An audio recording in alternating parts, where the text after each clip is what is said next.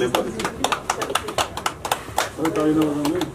मन बने जसरी कार्यक्रम बनिराखोस् भन्ने हामी कामना गर्छौँ।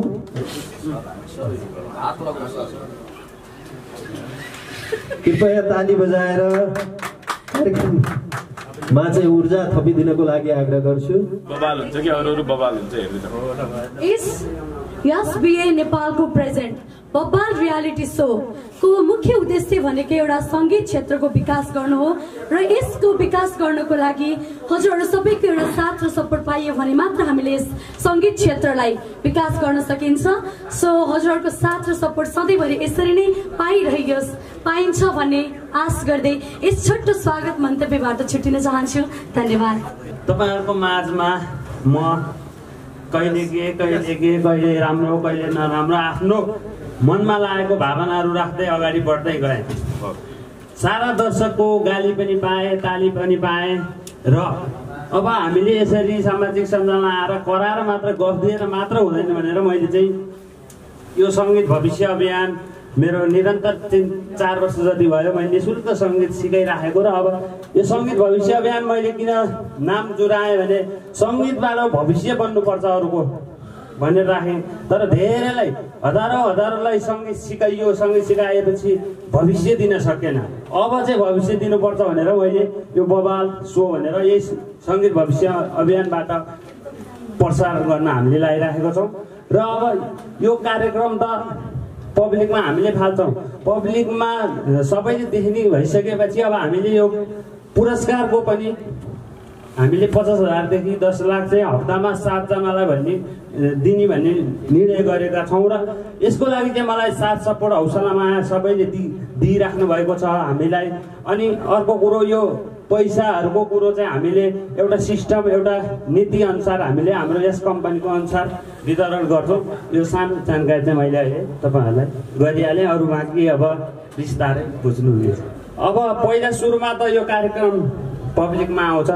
पब्लिकमा आइसकेपछि पुरस्कार कसले जित्छ त? जित्ने व्यक्तिले हाम्रो कम्पनीमा हप्ता दिनभित्रमा आउनुपर्छ। गीत गाएर दोहोरी गाएर त्यस्तो हो के होइन। हाम्रो यो भिडियो चाहिँ हाम्रो अहिले ब्यान्डको प्रस्तुति हुन्छ कलाको सङ्गीतको 20-25 मिनटको हाम्रो भिडियो चाहिँ बजारमा जान्छ। बजारमा गइसकेपछि हाम्रो त्यो भिडियो हेरेर दर्शकहरूले सुरुमा मिलाउने हामीले 2टा क्वेसन त्यही भिडियोको बारेमा नै क्वेसन फाल्छौँ। त्यो क्वेसनको उत्तर मिलाउने 7 जनालाई चाहिँ हामीले हप्ताको 50,000 देखि 10 लाखसम्म नगद पुरस्कार बान्ने हामीले 7 जना बताउँछौँ। हजुर 7 जनालाई अब 50,000 देखि 10 लाख भनेको ठाउँमा अब कति पर्छ त्यसको त्यो यो सबै के भन्ने अलिकता खुल्दुली बनाउँदै हामी लानेछौँ। हो मलाई नि एकदम खुल्दुली बनायो। ल ठिक छ नि थ्यांक यू। चिउरासँग मासु मिठो भातसँग काउली, चिउरासँग मासु मिठो भातसँग काउली, मलाई छोडी नै नकान्छी पोछि धोका पाउली। मध्यरातको सपनीमा व्यस्त थिएँ यसो भ्युजी हेर्दा म त एउटा मुडो भएछु, यसो सोचे माया नलाई बुढो भएछु। धन्यवाद। नमस्कार, म तेजिन्द्र परियार। मलाई यो बाँसुरी सङ्गीत भनेपछि म अब सङ्गीतको खानी नै हो। अब मलाई चाहिँ एकदम मनपर्ने सङ्गीत मलाई मन परेको हुनाले मेरो अहिले सचिन परियार बाबु छोरालाई लिएर म काठमाडौँ आइरहेको क्रममा आज म यो बाँसुरी सङ्गीतमा यहाँ चाहिँ ल आउनु पर्यो भनेर मलाई पुण्य गौतम सरले बोलाइदिनु भयो। उहाँलाई एकदम धेरै धेरै धन्यवाद छ। अब यो बाँसुरी सङ्गीतम भनेर बाँसुरी मात्रै बजाएर हुँदैन, मादल मात्रै बजाएर नि हुँदैन होइन। सबै सङ्गीत भनेको सब कुरो सङ्गीत बोल्दा पनि सङ्गीत मिसाउन पर्छ भन्ने मैले बुझ्छु। जति पनि सङ्गीतकर्मी साथीहरू हुनुहुन्छ उहाँहरूलाई अब मेरो यो बाँसुरी सङ्गीतमलाई मेरो एकदम धेरै धेरै शुभकामना छ। पछि भोलि बिहान आएर म पछि भविष्यमा मेरो छोराले आएर पनि यो स्टेजमा आएर केही गीतहरू गाउन पाओस् भन्ने मेरो चाहना व्यक्त गर्दै म शुभकामना व्यक्त गर्दै बिताउन चाहन्छु। सङ्गीतलाई एउटा रियालिटी सो बवाल सोबाट अगाडि बढ्ने जमर्को गरेर यहाँसम्म चाहिँ पुग्दा उहाँले विगत 4 वर्षदेखि नै यसमा लाग्नुभएको अवस्था र उपस्थित चाहिँ देशको तेस्रो आँखाभन्दा पनि पहिलो आँखाको रूपमा रहेका श्रद्धेय चाहिँ पत्रकार मित्रहरू उपस्थित सज्जन वृन्द सबैमा मैले हार्दिक नमन र उच्च सम्मान टक्राउन चाहन्छु।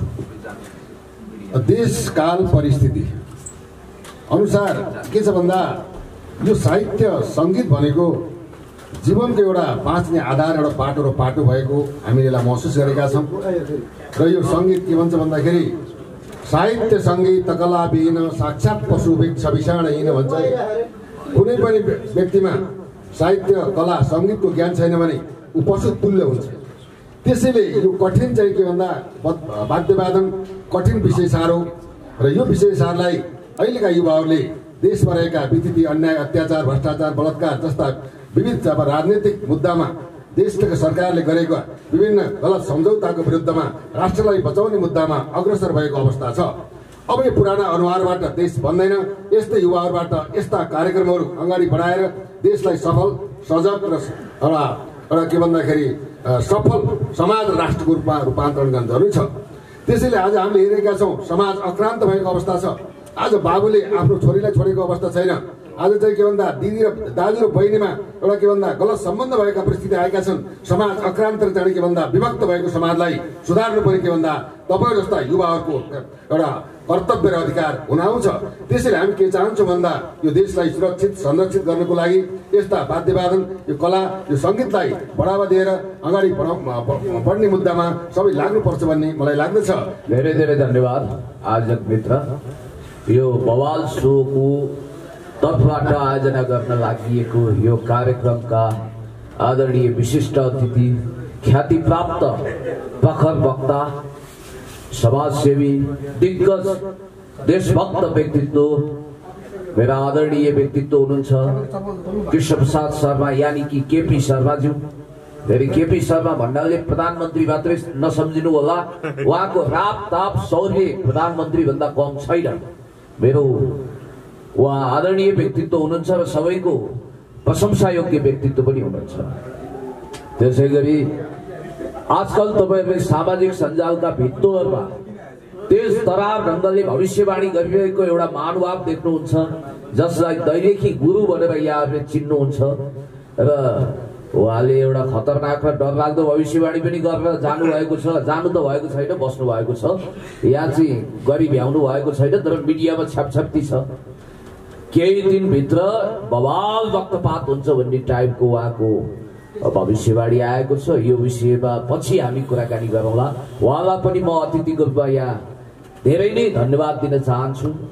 त्यसै गरी नेपाली सङ्गीत आकाशमा र कलाकारिताको क्षेत्रमा आफ्नो पखेटा भिजाइरहनु भएका कला गला र एक हिसाबले भन्नुपर्दा अभिनयको त्रिवेणी नेपाली चार्ली च्याप्लिनको नेपाली भर्जन तिलक कार्कीजी अहिले चिन्ता व्यक्त गर्दै हुनुहुन्थ्यो, दाइ मेरो धारी पलायो, कतै मलाई चार्ली जस्तो देखिँदैन कि भनेर। मैले भने सयनहरू अहिले खुल्ला छैन, पक्नु न। उहाँ रिकी ठाकुरले तपाईँलाई कुरिरहनु भएको छ भनेपछि उहाँ ठिकै छ भनेर आउनुभयो।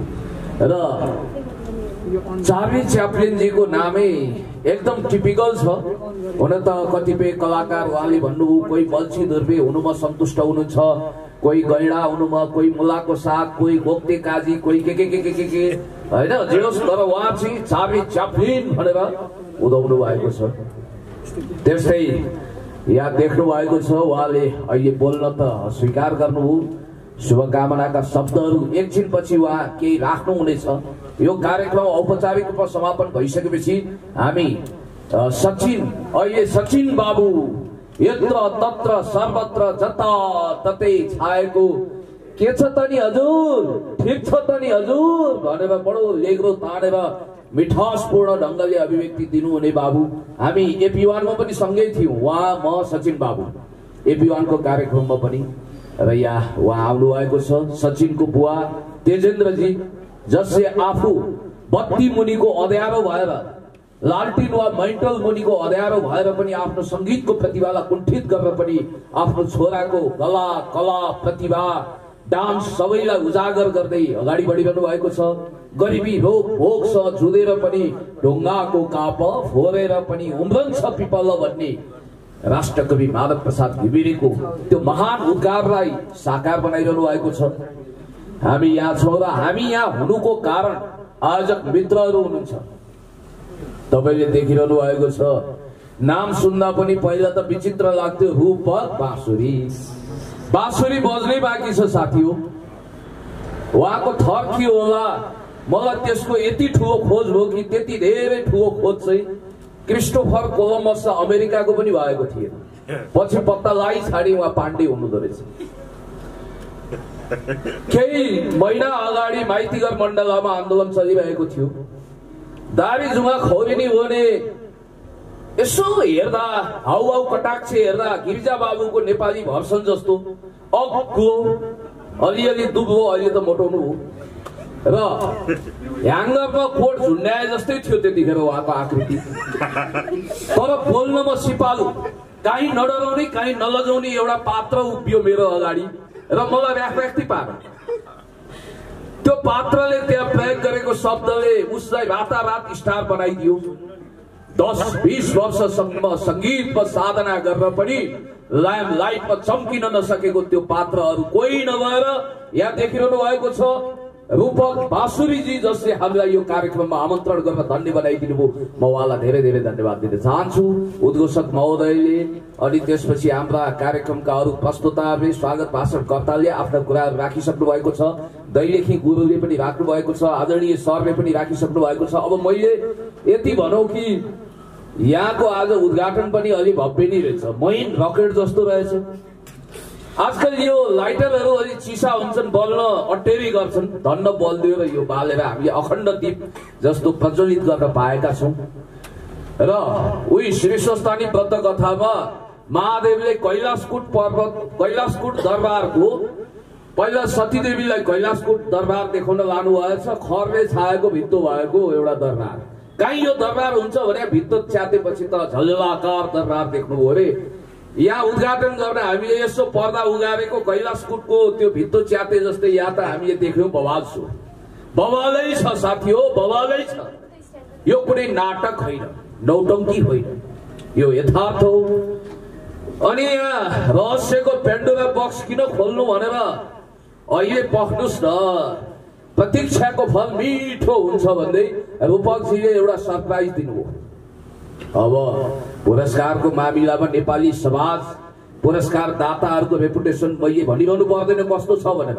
एउटा पुरस्कार सम्बन्धी विख्यात संस्था छ, एकजना दिग्गज सायद शताब्दी पुरुष नै भनेर अलङ्कार गरियो, 5 लाख रुपियाँको पुरस्कार दिइयो। मैले प्रसङ्गवशमा भनेको, बेलुका गएको अब ठिकै छ, निन्द्रा मिठै लाग्यो। राज्यले नगरेको सम्मान व्यक्तिको तर्फबाट, संस्थाको तर्फबाट आयो भन्ने उहाँलाई लाग्यो। ठुला ठुला धन्दा सेठहरू, गल्लावालहरू, सुन नगद नारायणले भरिपूर्ण ढुकुटी भएकाहरूले त्यो पुरस्कार गुठीमा योगदान गर्ने गर्थे। चेक साट्न गएको मरि गए, ज्यान गए, साटिँदैन, बाउन्स भन्ने बित्तिकै उहाँ हस्याङ फस्याङ गर्दै जानुभएछ चेक साटिएन भनेर।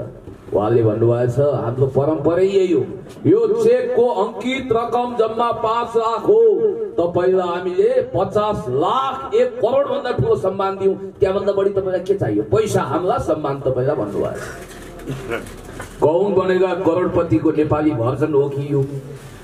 अब उहाँहरूले घोषणा यति राम्रो गर्नु भएको छ कि म त लोभिन्न, किनभने मलाई थाहा छ यसको असली हकदार दर्शकहरू हुनुहुन्छ र उहाँले बम्पर दिँदै हुनुहुन्छ। भैँसी किन्दा पाडो उपहार आउँछ साथी हो, चिन्ता मान्नु पर्दैन। अब रूपकजीले घोषणा गर्नुभयो, बवाल सो कस्तो हुन्छ त्यो बवाल सो हेर्न बाँकी छ।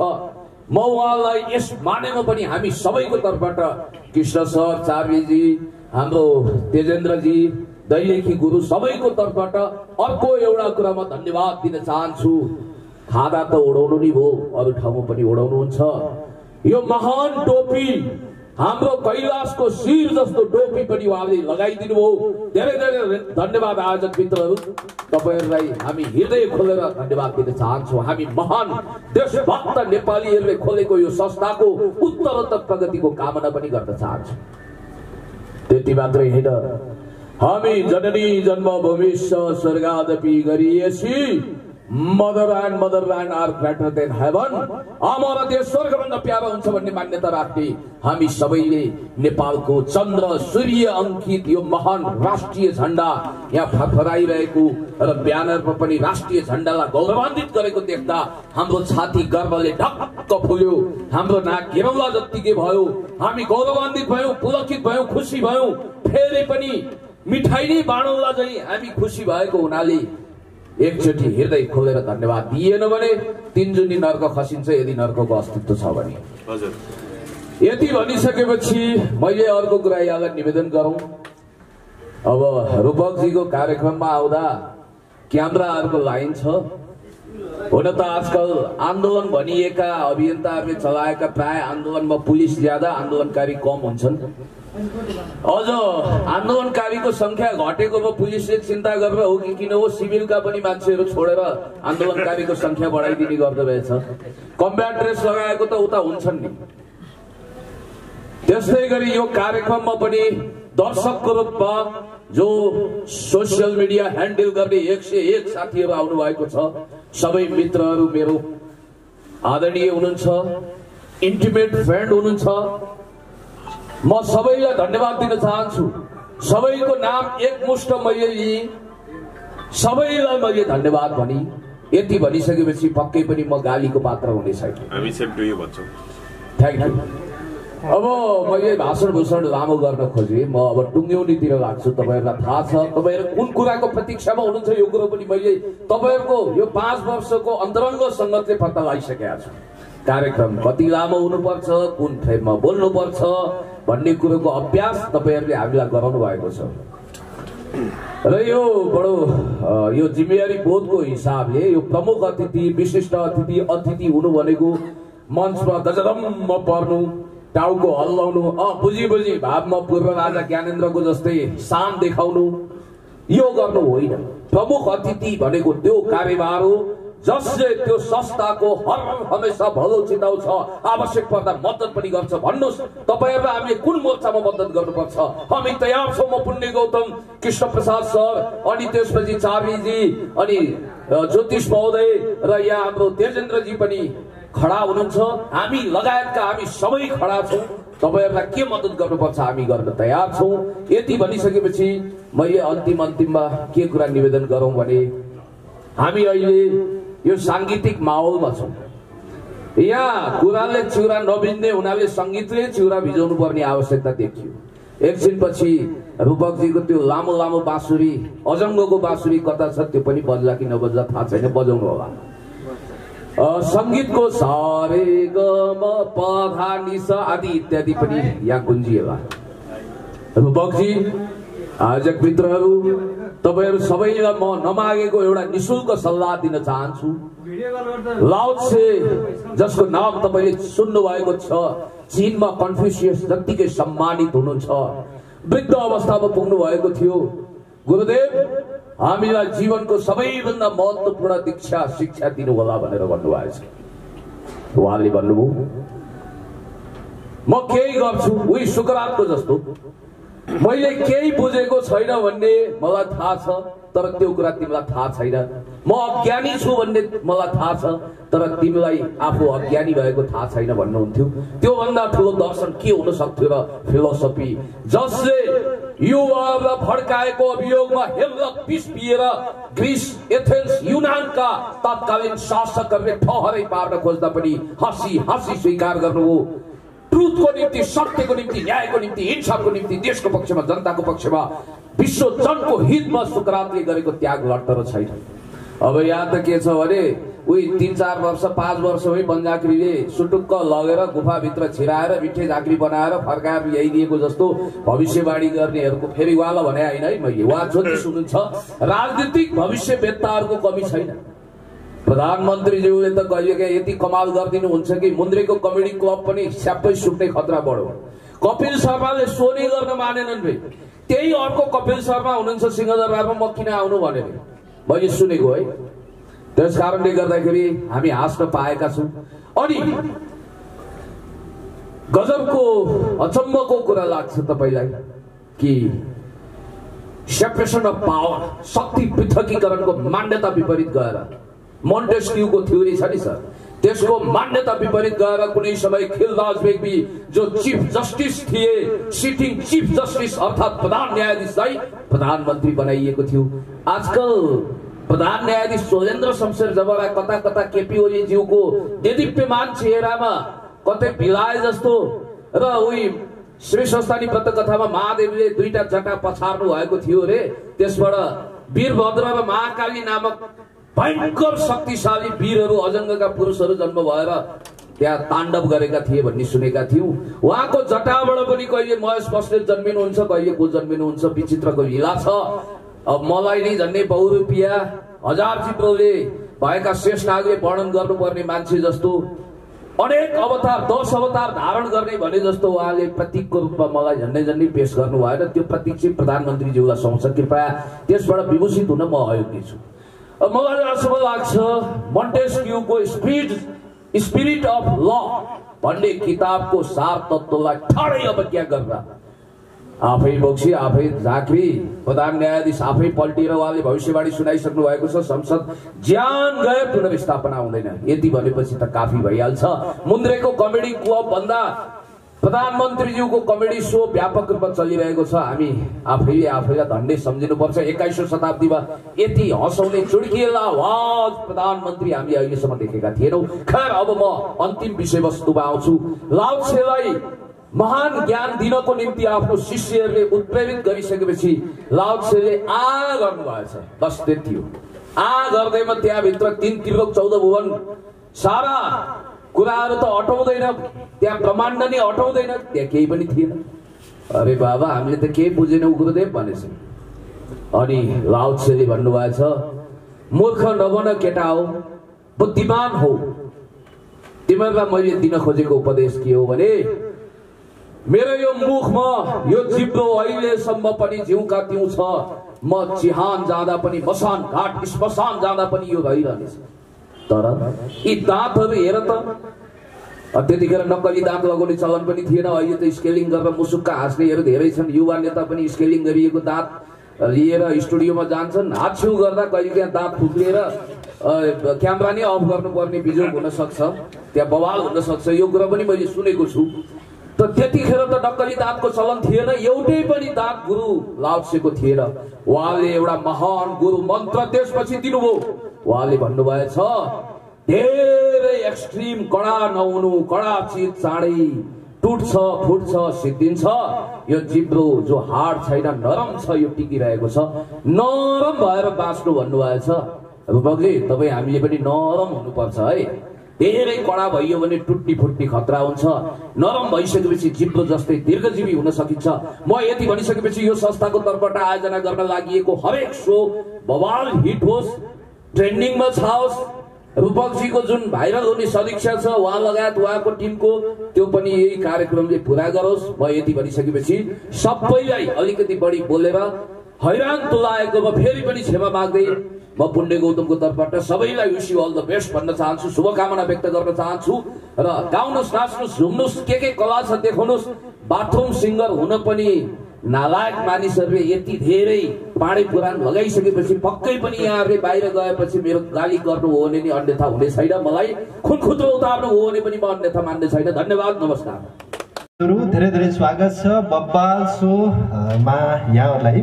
एसबिए नेपालको पहिलो प्रस्तुति आज हामीले सुरुवातमा औपचारिक कार्यक्रम गरेर सुरुवात गरिसकेका छौँ र यो कार्यक्रममा हामी आज यहाँहरूलाई लाइभ म्युजिकद्वारा मनोरञ्जन दिनेछौँ। र मेरो साथमा हुनुहुन्छ अहिले म मनिषा भट्टाल, हजुरहरू सम्पूर्णलाई स्वागत गर्दछु। आज हाम्रो यो साङ्गीतिक लाइभमा यहाँ उपस्थित हुनुहुन्छ तबलामा हुनुहुन्छ मधुसूदन शर्मा, उहाँलाई हामी हार्दिक स्वागत गर्दछौँ। अनि त्यसरी हुनुहुन्छ हार्मोनियममा शिशिर भाट हुनुहुन्छ, उहाँलाई पनि हामी स्वागत गर्दछौँ। त्यसरी बाँसुरीमा हुनुहुन्छ रोहित राणा भाट हुनुहुन्छ, उहाँलाई पनि हामी स्वागत गर्दछौँ। त्यसरी हुनुहुन्छ गिटारमा हुनुहुन्छ आशिष केसी, उहाँलाई पनि हामी स्वागत गर्दछौँ। हस्त, धन्यवाद।